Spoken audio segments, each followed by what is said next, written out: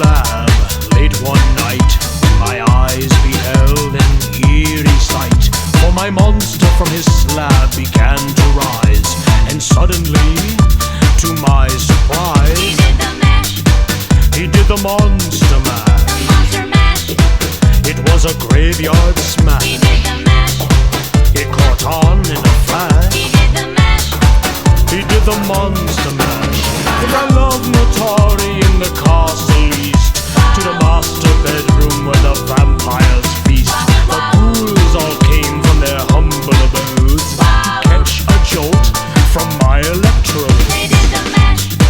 They did the monster mash. The monster mash. It was a graveyard They smash. did the mash. It caught on in a flash. They did the mash. It did the monster mash.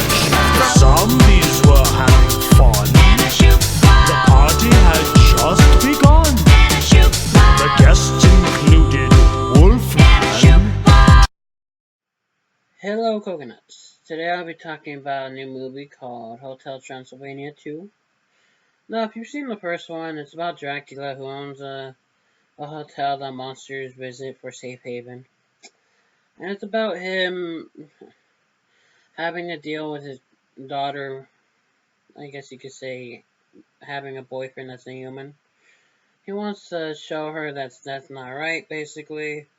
He's very ignorant to humans because they killed his wife, and that makes sense.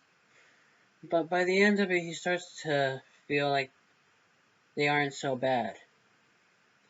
And so at the very end, he realizes that his daughter has found her Zine, the human named Johnny. And so that begins the second one, where Mabon and Johnny are getting married, and he gives her away.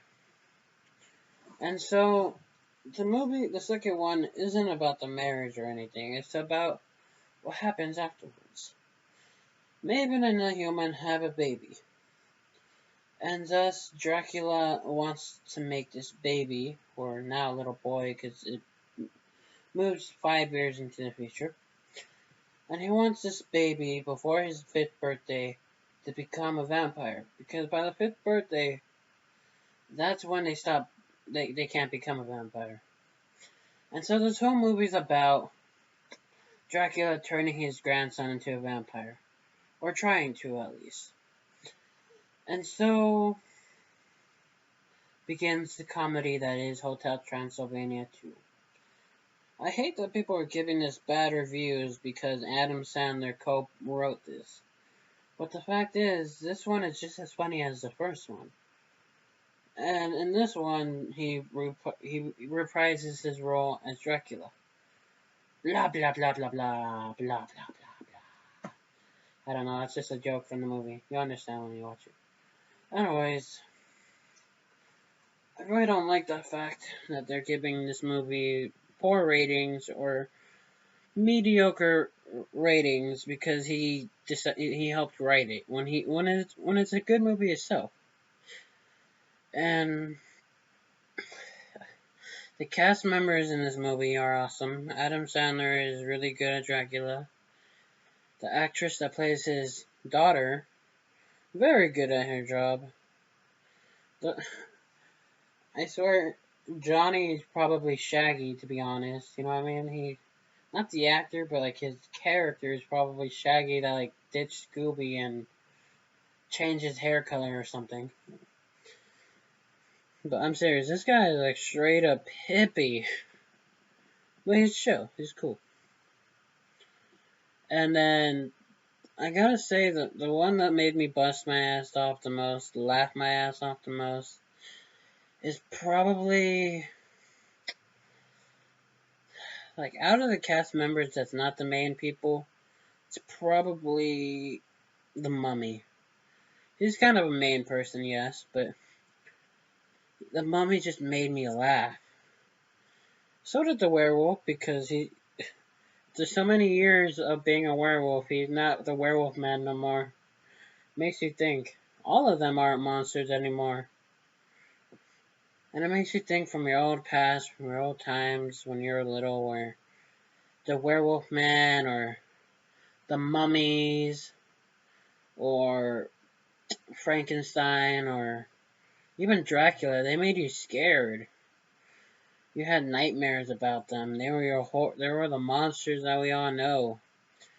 And now when you watch Hotel Transylvania, at least number 2 and 1, they aren't the monsters that you're scared of. They're these comedic, funny monsters that are so out of their game that just makes you laugh. And so, I gotta say this is a good kids horror movie. Well, not a horror movie, good kids comedy movie.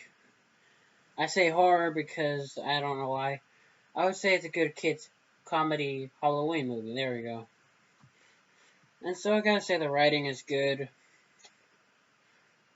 The music is okay because there is some scenes where they try to throw in these jokes that, like modern day music jokes, breakdancing. It just doesn't fit the movie that well. And the cast is amazing. At least most of them are generally amazing. So, and your kids will love this movie. They will think it's the funniest that they've watched in a while. At least in recent times. The last maybe 2 months. I have to say this is probably a better kids movie than the Minions, but again, they're different subjects, different genres. One is about bosses, others about Halloween monsters. So if you haven't gone to the movies this month, or if you have, but you want to take your kids to see a good kids Halloween movie, or just a Halloween movie in general, you don't have to bring a kid if you don't want to, because it is a Halloween movie through and through. So I would say go watch it, and if it comes in DVD form later on, and you still haven't seen it, I would buy it for your kids. They'll love the movie. And yes, so I would probably have to give this I'd give this a 9 for Halloween movie. No, an 8.5. That's what I would give it. So thank you for watching, and I'll see you guys again.